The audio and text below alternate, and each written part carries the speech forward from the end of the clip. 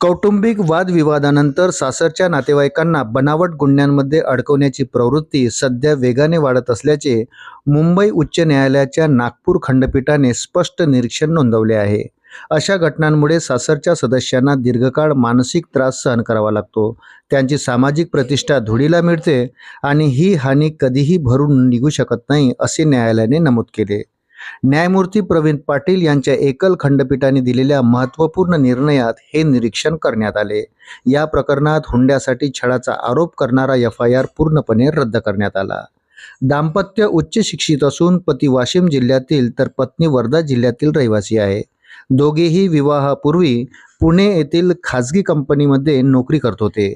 15 जून 2020 रोजी त्यांचा विवाह संपन्न झाला होता।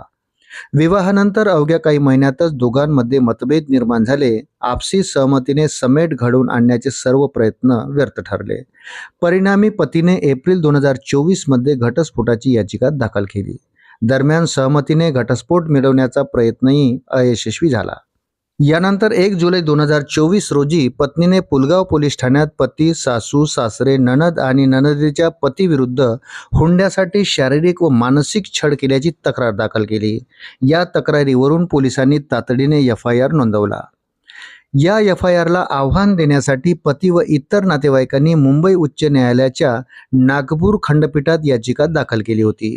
याचिकेची सुनावणी घेताना न्यायालयाने पत्नीच्या तक्रारीचे बारकाईने अवलोकन केले।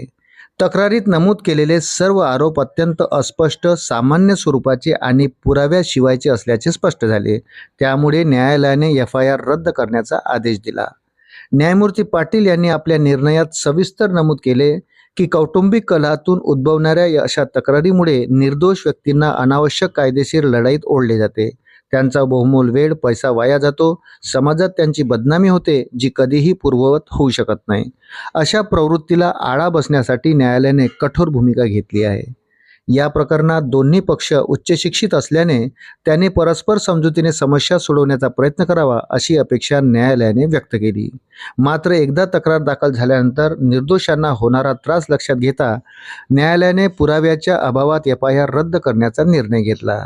या निर्णयामुळे सासरच्या नातेवाईकांना दिलासा मिळाला असून अशा प्रकारच्या बनावट तक्रारीविरुद्ध भविष्यात कडक भूमिका घेण्याचे संकेत न्यायालयाने दिले आहे।